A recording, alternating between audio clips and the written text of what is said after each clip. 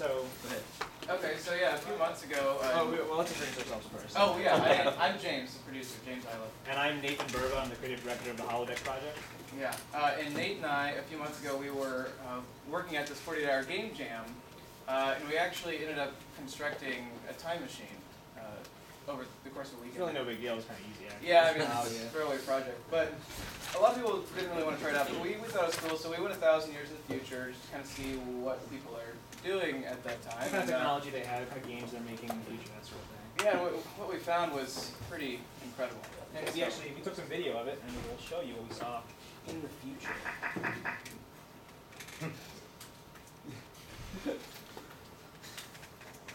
Get ready for fun, Fry. Nowadays, we have a type of gameplay entirely on video. We call it a video game. Video game, you say? Well, golly gee, you mighty spacemen of the future will have to show me how it works.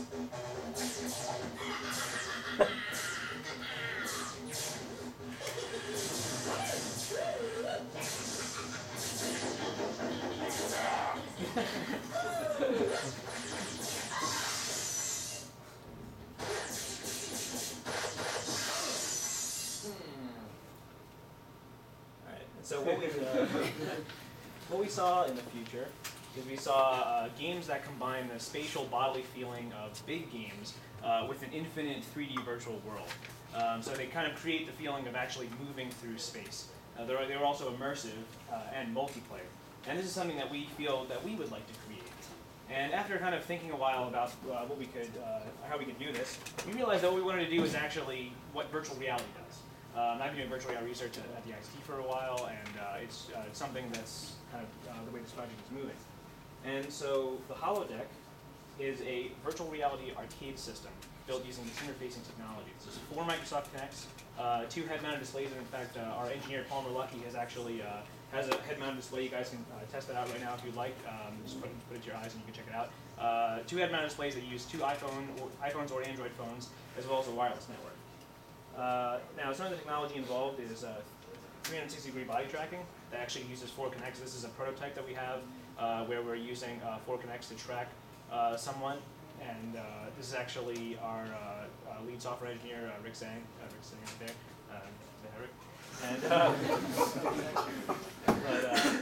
Super type of body control right there. So this is Palmer actually showing off.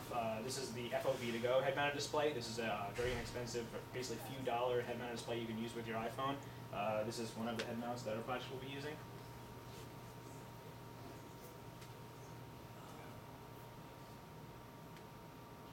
Our project also uses avatar embodiment. This is actually a few of my cousins playing a Zigfu Kinect demo.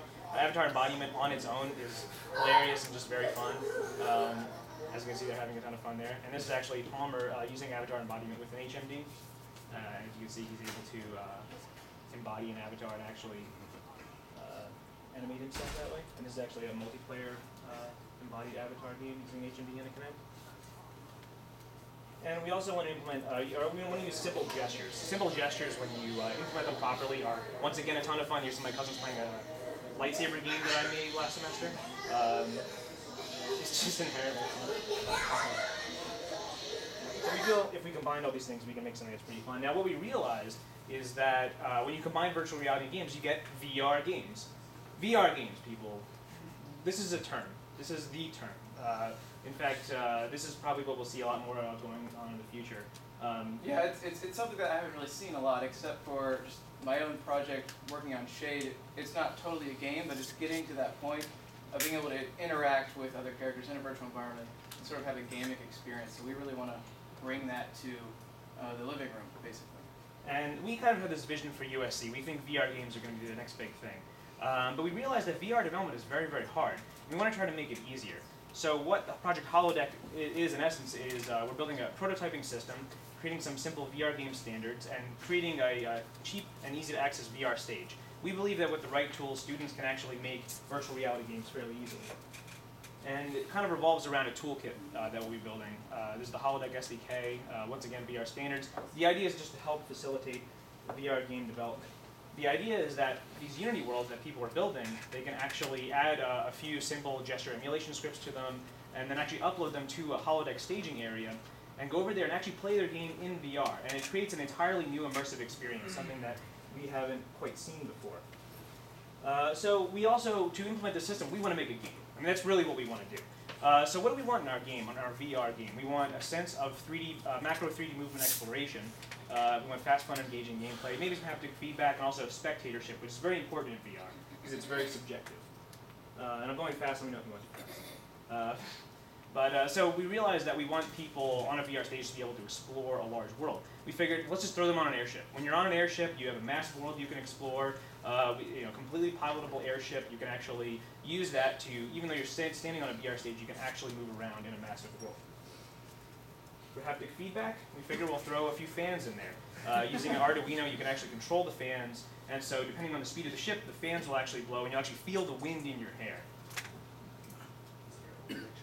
And and last but not least, you have spectatorship, and this is very important for things like IndieCade and other festivals. You can actually see what the players are doing. We'll actually have the server hooked up to a projector, and you'll actually see players playing out the game on the airship.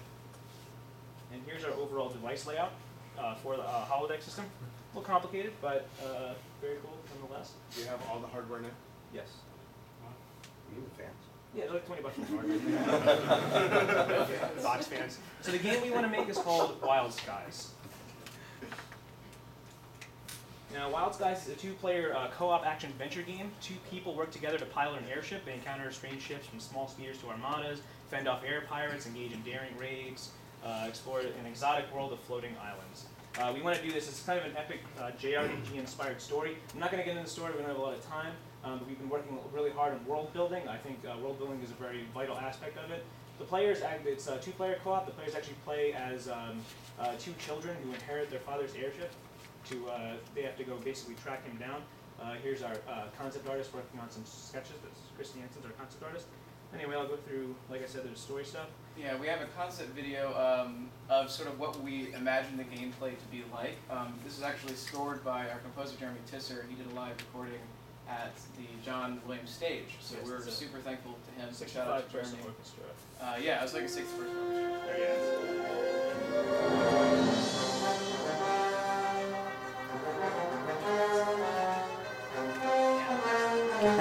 Guys. I love it.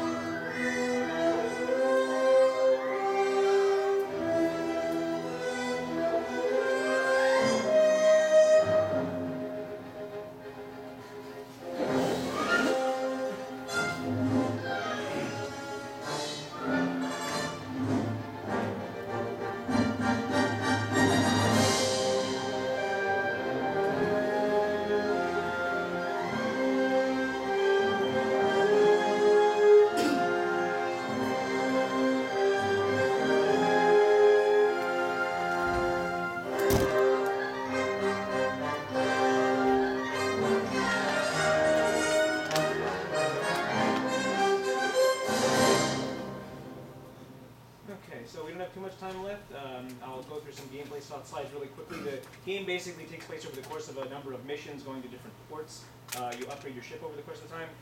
Mission examples include Firefly Ask Turn Off Your Engines to Stay Quiet mission, where you can hide in the ship, jailbreak and rescue mission. So it's not just combat. We want to kind of emphasize really story-based missions. And every way that you interact with the ship is through the Kinect. So you can pull on a throttle, you can adjust the altimeter to go up and down. And you can use weapons like make turret motions to shoot a turret or light a cannon wick, and it's all just using the Kinect as a controller. And also, one more last thing, also there's personal weapons. So if you actually put your hand at your ankle, you'll actually pull out a handgun, and you go like this to fire. It's a very simple gestures. You go like this, you'll actually pull out a sword. So if you can actually pull out NPCs board the two deck, swords you like can this. actually have hand-to-hand combat. And putting them back is just a simple gesture, once again. So.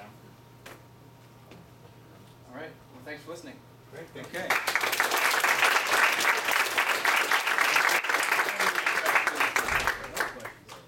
I guess the first one's a comment, but then I guess you can, well, it's not a comment, it's going to be a question.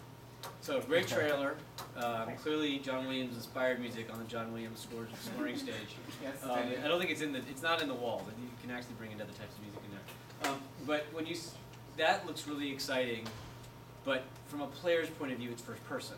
So they're Yes. not going to, they're not, I don't think, they're going to see all of those great cutaways and all of the moving cameras and that. So what's the player's experience? Well, the player's so that's for the spectator. The player's Yeah. experience is entirely first person. So it's on the ship. It's controlling the ship. So you actually, will be flying through the world. Completely first person experience. It's entirely diegetic. We kind of think of like the kind of Half-Life style cinematics. Everything is done from a first person perspective. It's diegetic except when the music kicks in. Well, there's the music exactly. Yeah. The music, I guess. So it's a mix of that, but it's because it's VR, and that's the inherent challenge. It's something that people don't really normally do. VR games are they're specific type of thing. So. Well, yeah, because I mean, seeing those ships coming from afar and understanding the spatial relations between two floating ships, even if it looks like you're on a 2D plane and space. I mean, you can move up and down. You can adjust your yaw. Okay. But understanding that relationship from being on first person. Well, the great thing is you can still add very many gaming things in there. A HUD, there can be distance calculation. Okay, And you also have NPC characters that actually on a view screen are giving you information. Your mother's actually the So- person who gives you information. We'll go into the story later. How will you decide if you need those things? How will we decide? Well, that's gameplay, that's iteration, and we're gonna. The prototyping system is built in. It's a first-person system, so it's a multiplayer first-person system. People will actually play through the game, not even using the Kinect. They'll use gesture kind of macros as well as a first-person system. So judging distance is something you can do in a first-person game that we can then apply that to an HMD. It's not that different. Something like that Okay. can be shared over that. Chris, Jeremy? How much polish do you need to pull this off in terms of the production value? We need really good 3D modelers, but we don't. It doesn't need to be polished in the sense that the graphics can be fairly simple because we have this. It's actually running in stereoscopy on an iPhone, so we actually need to render it twice. So we're trying to keep the graphics fairly minimal. That's why we Sky's Arcadia as an example. But from a polish standpoint, there's a certain amount of assets. The great thing is that there's not that much land. A lot of it's sky, and so you can kind of work around that a The little reason I bit. asked because just to get the hardware working is an incredible accomplishment. Then if you had like a bunch of little interactive vignettes and showed that off, you could focus your time on making it work and not have to worry about the fancy story and all of this. That's our primary really focus. Really polished stuff. If it just worked and I felt like I was in a sword fight in that thing, that would be a big accomplishment. This is a larger project. We actually want to bring this project in a year forward to maybe PC, Xbox. That's why we're developing a story. The story is kind of very primordial, so we're doing that because we can, and there's no reason not to. But yes, you're right. We want to have something that's 5 minutes long that people can get in there and play, and it's fun. It doesn't need to be from a scope standpoint. It's just if it works and it's playable and it's fun. That's what we want. It'd be like 3 things I do in the holodeck, and that's it. And it doesn't have to be pretty, and that's an incredible accomplishment. Flying the ship, a few ship weapons, and a few personal weapons. Yeah, you guys really, really want to look at Pirates of the Caribbean, which Yes. is a Disney Quest, was designed by Major Jesse inspiration. Strell. Yeah. But part of that is the number of different things that each person can do is very, very small. But they can sort of switch roles. So one problem with your presentation is that you were doing this, and at first I was like, man, that tracking's crazy off, right? But then it panned to you and you were actually doing that. So tell me, like, realistically, how accurate is your tracking and how many people can you track with it? Like, what are you getting right Two, now? and it's going to be normal Kinect tracking. So it's very simple, slow gestures. Like if this is turning the ship, or if this is even just 2D plane swiping is very good. We're looking at very simple gestures. This is a simple gesture. Okay. This is a complex gesture. But with the four Kinects, your resolution of movement is somewhere within 2 inches, you can tell, about. Something like that. Yeah, I guess I hadn't thought about it that way, but yeah, it's about Yeah, I mean, it's not really, subtle movement is not where we're going. It's where, you know, you're going to move, you know, this, I mean, there's a foot right here. I mean, that's, Yeah, yeah. you know. And how many people are you looking at? Well, but I mean, things like where are you aiming your gun is actually a pretty small distance and that kind of stuff. But how many people have you been able to accurately track? 2. There's actually, we can track up to 4, but we're using fast, but 2. 2 is the number we're shooting for, we can hit that. Okay. Yeah. Cool, thank you. So one thing is, I mean, there's 2 imperatives in your presentation. One is developing the tools, the platform, essentially, which is the goal we're all others will share. And then the other is the game itself. And I think that what the key to success with both of those is to make it really scalable so that people can play it even if they don't have the whole system. I mean, the core is the HMD. The core is the phone with the viewer. That's the most important And part, yeah. even if you don't, like the way you presented it, that you would go to a stage and try it out.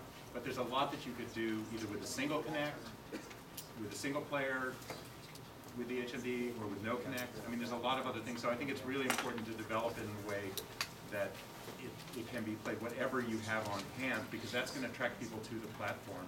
And that also is, the game should be built that way so that it's really modular, so that parts of it are playable even if you don't have the whole system. Because the danger I see here is that when you look at your system diagram, it looks like a lot of VR that we've all seen, where it's cobbled together from lots and lots of components. And the thing that really is making a difference right now is the fact that everything that you really need, the core, is all in the system. This the idea is that you release software that suits made games, and then people could actually, you know, if they want to spend $2,000, they could put this together in their garage, and they could actually experience the game someone makes at USC, and not just have to come here and only do it on a mocap. But if you do a version of it, like even a version where for 2 connects and 2 phones, and so many of your target audience is going to have a phone to connect. We're shooting that there. higher and farther, but yes, We can obviously everything else will be done.